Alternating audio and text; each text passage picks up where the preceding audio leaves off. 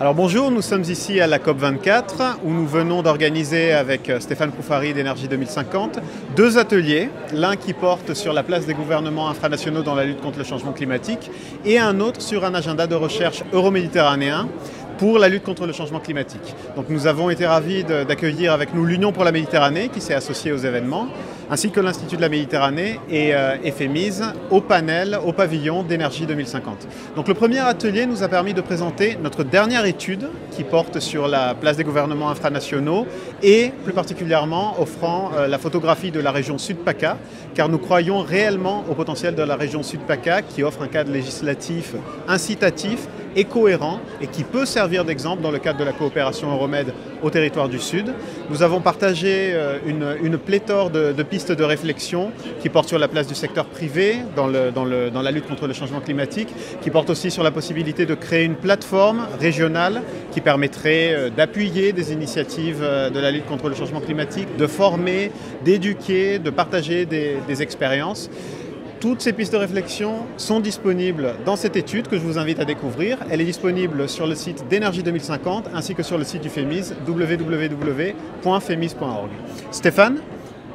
Alors, merci Constantin. Bon, effectivement, cette coopération s'inscrit dans un partenariat beaucoup plus large d'ailleurs désormais qui se fait depuis plusieurs années. On est d'ailleurs devenu membre du FEMIS, on en est honoré puisque c'est un réseau puissant qui rassemble, je crois, plus d'une centaine de membres. Voilà. Donc nous-mêmes, Énergie 2050, on contribue sur ces enjeux climat méditerranéens, puisque c'est l'objet du débat d'aujourd'hui, depuis un certain nombre d'années, j'ai envie de dire peut-être même de décennies.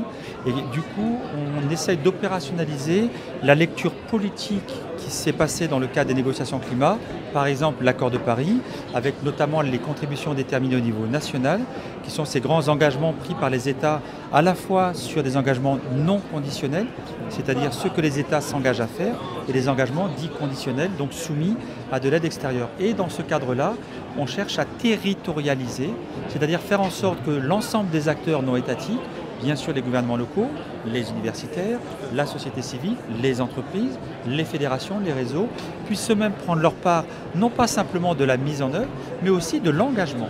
Donc là, c'est tout un enjeu nouveau. Et dans ce cadre-là, depuis maintenant, je crois, 3 ans, on publie un rapport, un état de l'art entre guillemets, une espèce d'analyse mise en perspective des enjeux des négociations sur les territoires euro-méditerranéens. Là, vous avez le dernier exemplaire, l'édition 2018. Cette année, on l'a fait en partenariat avec l'Institut de la Méditerranée et le FEMIS. L'année dernière, nous avions le plan bleu. L'année d'avant, nous avions la MEDCOP qui s'est tenue à Tanger. Donc tout ça pour dire qu'on institutionnalise cette approche-là. Aujourd'hui, on a eu l'Union pour la Méditerranée qui elle-même, évidemment, est très intéressée par cette approche-là, qu'on va pouvoir croiser avec différents agendas, de la recherche, de l'économie circulaire, de l'entrepreneuriat, évidemment de la science pure et dure, mais aussi des approches sectorielles avec les villes, l'énergie ou d'autres sujets. Tous ces sujets-là, je pense qu'il y a des complémentarités entre nos institutions, qui vont d'ailleurs se mettre en œuvre, on l'espère, dans le cadre de projets européens, puisqu'on a répondu ensemble à des appels sur la Méditerranée toujours. Donc je ne sais pas si Constantin, toi tu veux aussi dire un mot sur cette espèce d'approche de territorialisation qui me paraît quand même quelque chose d'assez important dans le cadre des négociations.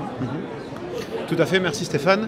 Oui, donc nous pensons que les territoires sont les premiers concernés dans le cadre de la lutte contre le changement climatique, car comme vous le savez, la Méditerranée est un hotspot du changement climatique et les premiers qui sont impactés par la hausse des températures, par des inondations, par des sécheresses, sont les territoires. Mais il s'agit également des premiers à apporter des véritables réponses et des premiers à pouvoir porter des messages qui iront après au plus haut niveau sur le plan des gouvernements. Et je voudrais ajouter aussi que, outre cette approche territoriale, ce que nous favorisons, c'est une approche de ce qu'on appelle Science for Policy, c'est-à-dire la science au bénéfice du politique, au bénéfice des responsables politiques des deux rives, car c'est une chose de pouvoir créer des recherches académiques et de publier des rapports, mais ce que nous faisons, et c'est notre valeur ajoutée avec Stéphane, qui est un expert finalement du développement durable et un expert des questions climat, un expert terrain, c'est de rendre la recherche académique politiquement pertinente et pouvoir porter des messages finalement vers les acteurs qui nous écoutent. Donc le partenariat entre l'Institut de la Méditerranée, FEMIS et Énergie 2050 permet justement de maximiser l'impact et de multiplier, d'être un multiplicateur de messages. Et je pense que le fait d'avoir eu l'Union pour la Méditerranée avec nous lors de cet atelier n'a fait qu'à renforcer ce message politique. Je pense que je vais ajouter un mot parce que je crois que ce que tu as levé comme question, alors désolé pour ceux qui nous écouteront, on est volontairement un peu long, mais je pense que c'est très important. En fait, les mots qu'on emploie peuvent paraître simples. Quand on dit territorialiser, moi je vais vous dire sur le terrain, puisqu'on a contribué nous-mêmes à élaborer des contributions nationales, on contribue à des dossiers de financement via le Fonds vert climat, on travaille avec le gouvernement, cités, locaux unis d'Afrique pour la territorialisation.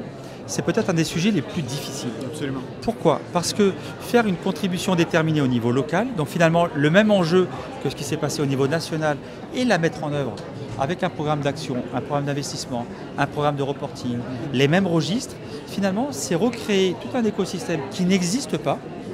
Dans certains pays, il y a un peu des avancées, dans d'autres c'est plutôt des axes. Certains axes sont bien structurés, mais d'autres non. Et donc finalement, on est en train de travailler à une espèce de mise en place d'un écosystème totalement nouveau, sachant qu'on a un agenda de l'action qui est très court. Dans les négociations, on parle 2023 pour la revue à la hausse, on parle 2030, on parle d'autres horizons.